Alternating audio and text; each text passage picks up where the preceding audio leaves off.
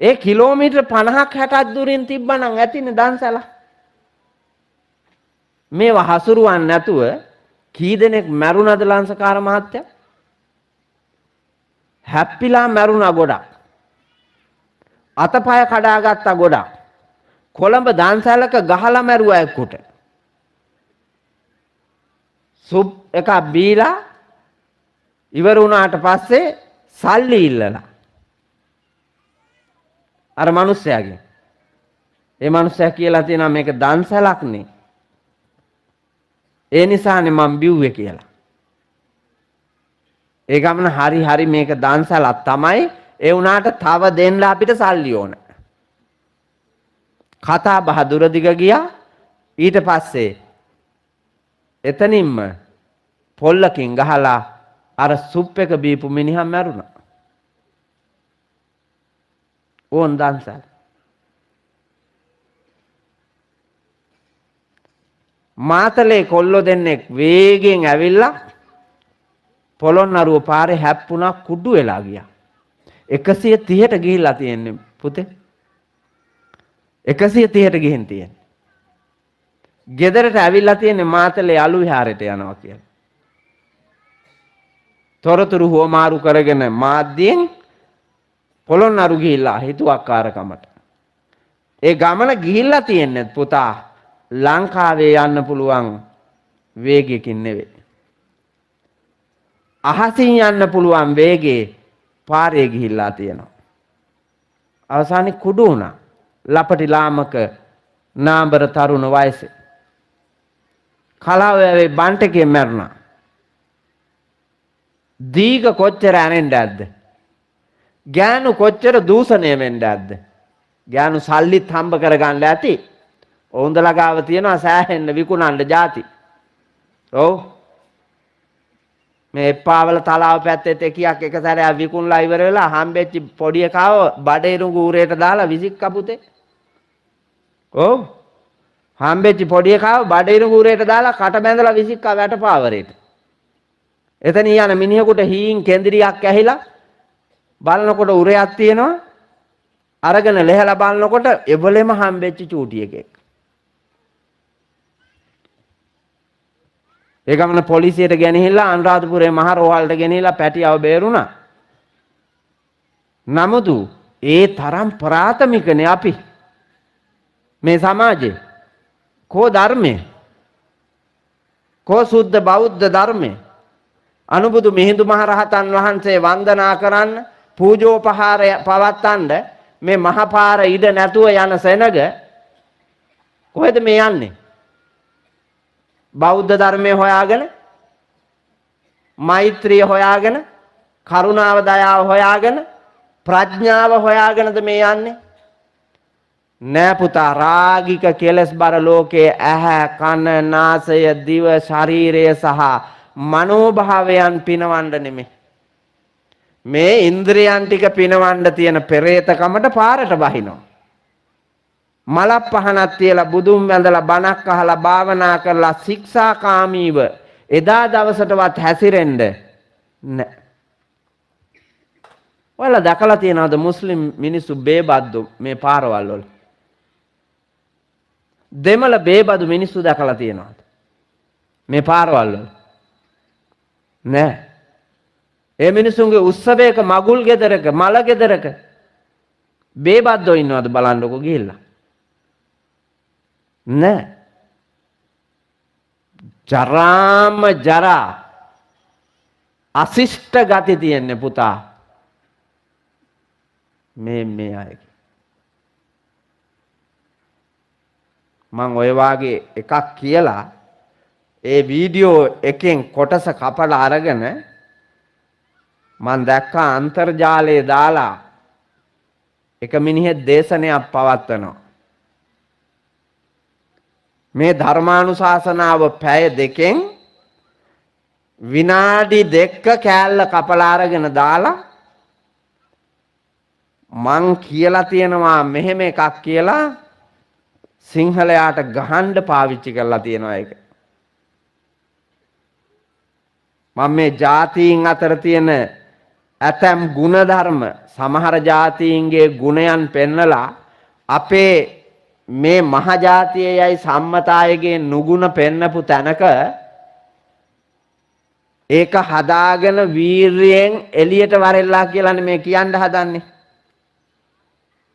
අනිත් ජාතීන්ට බැන බැන අනිත් ආගම්වලට බැන බැන අනිත් මිනිස්සුන්ට තල ඉන්නවට වඩා ජාතියක් හැටියට සමගියෙන් දර්ශනයක් අනුගමනය කරන අය හැටියට සමගියෙන් ලබ්ධිකයන් හැටියට ඒ සමාජ ලබ්ධික භාවය අරගෙන පින්වත් ගමනක් යන්න දෙපැයි අපි. ඒක නෑනේ අපේ. එතකොට ඔය උපාසක අම්මලා සදහැතියෝ ඔබ සිල් ගන්නවා කියලා මොකද කරන්නේ? දන් දෙනවා කියලා මොකද කරන්නේ? මේ ළමයිට උගන්වනවා කියලා මොනවද උගන්වලා තියෙන්නේ? රටට ගැලපෙන්න, නීතියට ගැලපෙන්න, ජාතියට ගැලපෙන්න, කුලයට, ගෝත්‍රයට, ප්‍රවේණියට ගැලපෙන්න හැමතෙම නිදහස, සතුට, සැනසීම, ප්‍රීතිය උදා වෙන්න ජීවිතේ හදාගෙන නැත්තම් අපි පෙරදිලානේ. ආන්ගේ පරාජිත භවෙන් අත මිදෙන්න පුතා මේ ලෝකයේ තියෙන උත්තම වස්තුව සද්ධර්මයම පමණයි. ඒ හින්දා ධර්මයේ ප්‍රයෝජනෙට ගන්න බෙදා දෙන පින්වත් වෙලාවක් තමයි මේ ධර්ම දානමය පින්කම සිද්ධ වෙන වෙලාව. පින්නතුනි අපිට පෙරේතකම නිසා එකතු කරන්නේ භෞතික වස්තු නේද? භෞතික වස්තු එකතු කරන්න ගිහිල්ලා ආපු ගැටලුනේ පොලිසියට එන්නේ. මේ භෞතික ලෝකයේ විඳින්න ගිහිල්ලා ආපු ගැටලු පොලිසියට යන්නේ. බුදුහාමුදුරුවෝ විඳින්න කිව්වා. ඇහත් පිනවන්න කිව්වා, කනත් පිනවන්න කිව්වා, නාසයත් පිනවන්න කිව්වා, දිවත් පිනවන්න කිව්වා, ශරීරයත් පිනවන්න කිව්වා, මනෝභාවයනුත් පිනවන්න කිව්වා. හැබැයි කාටවත් රිදෙන්නේ නැති වෙන්න. කුමන සත්වයකටවත් හිංසාවක් නොවෙන්න. පරිසරයට හානියක් නොවෙන්න. වින්දට කමක් නැහැ. වැරදි විදියට විඳින්න නැතුව හරි විදිහට විඳින්න. කාමේසු මිච්ඡාචාරානි. කාමයන්ගේ වැරදි විදිහට හැසිරෙන්න එපා කියලා තියෙනවා. හරි විදිහට කමක් නැහැ. හරි විදිහට කමක් නැහැ. වැරදි විදිහට එපා. ඒකට පුතා ධර්මය ඕන දකින්න. හරි වැරදි දකින්න ප්‍රඥාව ඕන. ඒ ප්‍රඥාවේ පිහිටන ධර්මය අපි නිතර හොයන්න ඕන, අධ්‍යයනය කරන්න ඕන, අවබෝධ කරගන්න ඕන. ඒ මත පිහිටලා යන්න ඕන. ඔයලා හොයලා තියෙන ඕන තරම් වස්තුව නේද? ඔයාලට ගෙවල් දොරවල් තියෙනවානේ අහස උසට බැඳලා. මහල්, දෙමහල්, තුන් මහල්, සිව් මහල් ප්‍රාසාද අනුරාධපුරේ තියෙනවා පුතා. හදලා.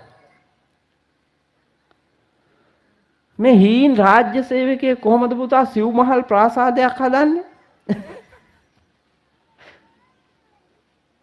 එදා වේල කණ්ඩත් මදි පුතා හම්බෙන එක. නමුත් මේක සිව් මහල් ප්‍රාසාදයක් හදනවා. කොච්චර හොරා කනවද? කොච්චර හොරා කනවද? ගොවියාගේ ඉඳලා හොරානේ පුතා. ගොවියත් හොරා කනවා. ස්වාමීන් වහන්සේ ඒ කොහොමද? පණුවෝ කාලා නැති කෙලින් තියෙන බටු කරල් වටේට ගහනවා උරේ. පණුවෝ කාපු කුණු වෙච්ච ඇදකුද බටු ටික මැද්දට දානවා. ඒකට කියනවා මාලේ ගහනවා කියලා. මාලේ ගහලා කුණු හංගලා මාකට් එකට යවනවා. කාටද මේ කණ්ඩ දෙන්නේ? උගේ අම්මටනේ. මේක යවන්නේ ඒක අරගෙන ගිහිල්ලා කඩේට දාපුවාම උගේ අම්මත් ගන්න ඒක. උගේ අප්පත් ගන්න ඒක. උගේ ගුරුවරයාත් ගන්න ඒක. උගේ සහෝදරයාත් ගන්න ඒක. මේ රටටනේ දෙන්නේ. ඌ හිතනවා දිනුවා කියලා.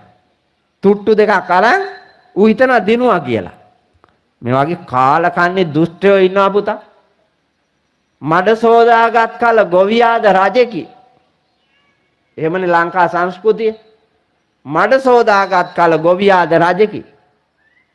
ඒ රජා මේ ඉන්න කුණු කූතාණ්ඩි රජ නෙමෙයි.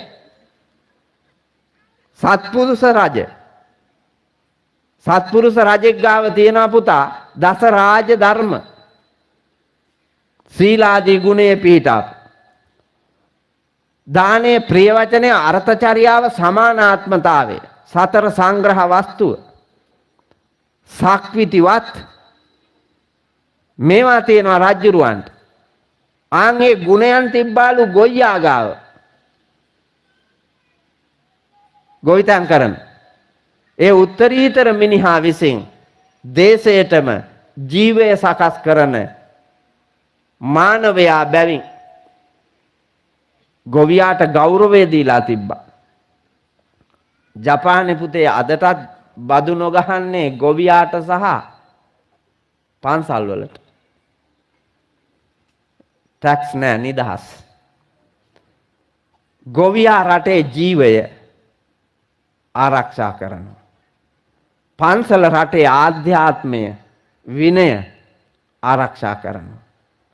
විනය ඇති ජීවය ලෝකෙ දිනනවලු. ඒ මිනිසුන්ගේ දර්ශනය. විනයක් තියෙන ජීවය ලෝකයේ දිනනවා. ඒක තමයි ඇත්ත. විද්‍යා දදති විනය.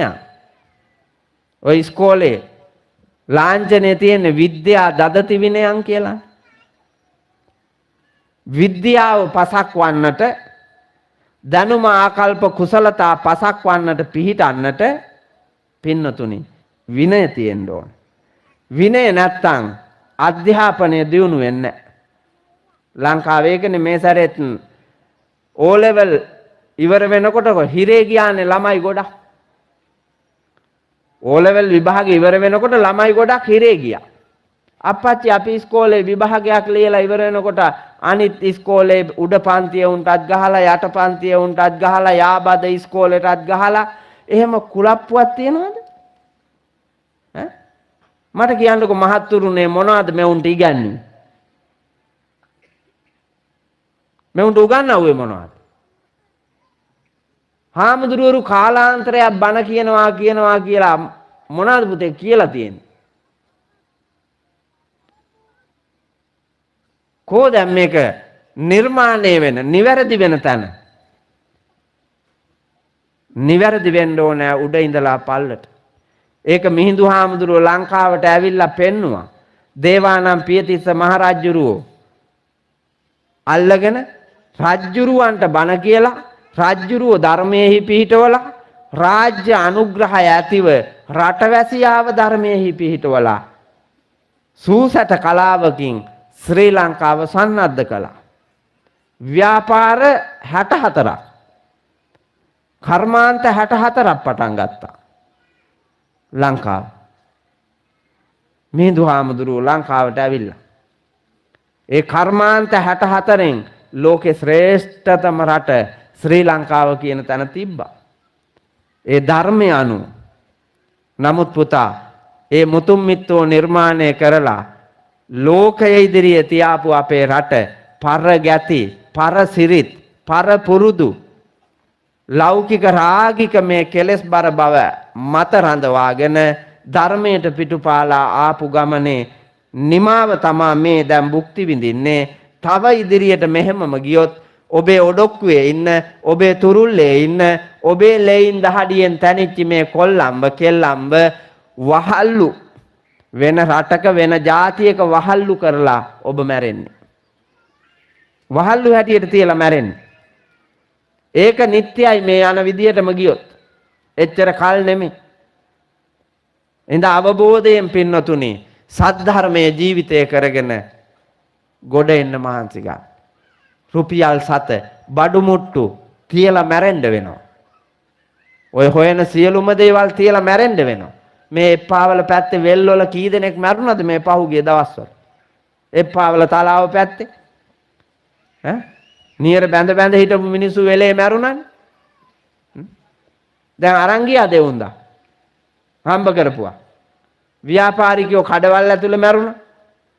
ගෙනිච්චාද? නෑ. ඔක්කොම තියලා යන්න ඕනේ. කාටවත් ගෙනියන්න හම්බෙන්නේ නැහැ. ගෙනියන්න හම්බෙන જાතිය ඔබ එකතු කරන්නෙත් නැහැ. ඒ තරම් මෝඩයි. මොනවද ගෙනියන්න හම්බෙන්නේ?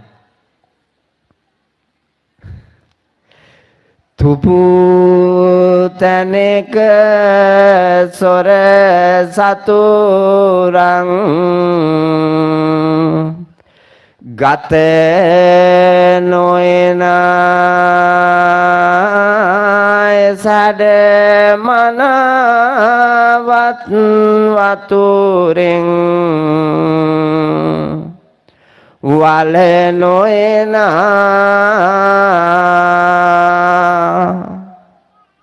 කෝපවත් රජ මැතිඳුන්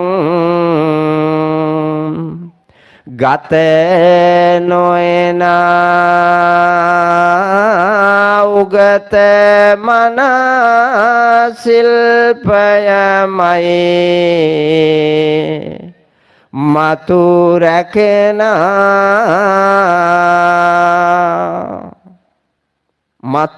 මතුත් ආරක්ෂාවට පවතින්නේ පුතා උගත් බුද්ධිය පමණයි. අනිත් සියලුම දේවල් ගම්බතුරාවොත් ගහගෙන යනවා. ගින්නක් මතු වුණොත් පිච්චිලා යනවා. හොරු ආවොත් හොරාගෙන යනවා. සතුරෝ ආවොත් විනාශ කරලා දානවා. රජ්ජුරුව කෝපාවිෂ්ඨ වුණොත් රාජ්‍ය සන්තක කරනවා. හැබැයි ඔබ සතු බුද්ධිය කඳෙන් බෙල්ලෙන් වෙන් කරලා විසික්කත් කාටවත් ගන්න බෑ. කාටවත් නැති කරන්න බෑ. මරණයෙන් සමුගෙන යන තෙක් ප්‍රයෝජනයටගෙන මරණ මංචකයේදී ප්‍රයෝජනයටගෙන මරණින් මතුත් ප්‍රයෝජනයට ගන්න පුළුවන් එකම උත්තම වස්තුව පුතා සද්ධර්මයේ ප්‍රඥාව පමණයි. අනිත් ඒවා තියලා යන්න ඕන. ඔයාලා ඒ උනාට එකතු කරන්නේ ගෙනියන්න පුළුවන් දේ. ඔයාලා එකතු කරන්නේ මලකඩ කන දි รา පත් වෙන කුණු වෙන කඩා වැටෙන ලුජ්ජති පලුජ්ජති ලෝකෝ ඇති වෙලා වෙනස් වෙමින් පැවතිලා නැති වෙලා යන දේ පමණ. එව්වම තමයි එකතු කරන්නේ. අන්තිමට ගන්න ඔබට ටික දුරක් ගෙනියන්න පුළුවන් මරුණට පස්සේ. මරුණට පස්සේ ටික දුරක් ගෙනියන්න පුළුවන් වස්තු තුනක් තියෙනවා. මොනවාද?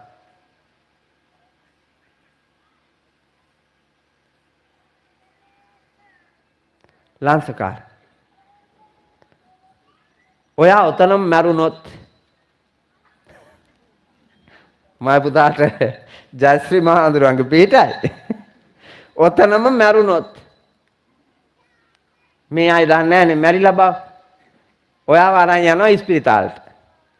වෛද්‍යවරයා නලාව තියලා බලලා පරීක්ෂා කරලා බලලා ඔළුව හොල්ලලා කියනවා දැන් වැඩක් නැහැ කියලා. ඒකොල්ලන් නෑයෝයි මිත්‍රයෝයි ඔක්කොමලා එකතු වෙලා ඔයාව ගෙනියනවා මල් ශාලාවට. මල් ශාලාවේදී ඔයා කැමැතිම සල්ලි දීලා ගත්ත ඇඳුන්නේ ඔවා. අරුන් ඔව්ව ගලවලා විසික් කරනවා. ඔව්ව ගලවලා විසික් කළා. පුතා උඹ අකමැති මේක උඹට අන්දනවා. මේ වෙනකන් තව ගත්තෙත් නෑ, මතු ගන්නෙත් නෑ. මේ ඉන්න හැම මිනිහෙක්ම එහෙමයි. රෙදි කච්චියක් ගෙනාවත් මිනිහට අන්දන එක ගන්නෑ. හැබැයි අන්තිමට අඳින්න වෙන්නේ ඒකමයි. අකමැති මේක අඳින්න වෙනවා. අකමැතිම කාමරේ බුදියන්න වෙනවා. අකමැතිම පෙට්ටියටනේ. ඒ පෙට්ටියේ බුදියන්නම වෙනවා. අකමැතිම ඉඩමට යන්න වෙනවා. සෝන් කනත්තනේ අකමැති මේක. හැබැයි ඒකට යන්න වෙනවා. මේ මිනිස්සුන්ට ඒකාන්තයෙන් මූණ දෙන්න වෙන මේ ධර්මතාවය මේ මිනිස්සු දන්නෙත් නෑ. ඔබට කනත්තට යනකම් ඔය තුන නෑයෝ විසින් දෙනවා. කනත්තේදී ඒකත් මේ මහ පොළොව විසින් ගන්නවා. අවසානයේ යන්න වෙන්නේ හිස් අතින් මෝඩයාට. සසර දුගතියට. ඒ යන ගමන වෙලාවේ පින් කුසල් රැස් කරගෙන නුවණින් ලෝකය අධ්‍යයනය කරගෙන තිබුණොත් මරණ මංචකය කිලුටු වෙන්නෙත් නැහැ. ජීවත් වෙච්ච කාලේ කිලුටු වෙන්නෙත් නැහැ. මරණින් මතු උපදින භවය කිලුටු වෙන්නෙත් නැහැ. නිවනට ළඟ බුද්ධිමත් තැනක ඔබ උත්පත්තිය ලබනවා. ආන් ඒ ගමන යන්නට ඔබට මේ උතුම් ශ්‍රී සද්ධර්මය හේතු වේවා, වාසනාව වේවා. අසා අවබෝධයෙන් ජීවිතය තුල නිතර නිතර ක්‍රියාත්මක කිරීමෙන් මහා ප්‍රඥයෙකු ලෙස මෙලව ජයගෙන පරලොව ජයගෙන ලෞතර බුදුරජාණන් වහන්සේලා පෙන්වා වදාළ සදා සැනසීම ලබන්නට වරම් වේවා, වෙත්වා, වෙම්වා කියන හැඟීමෙන් සාදු කියලා ප්‍රාර්ථනා කරන්න.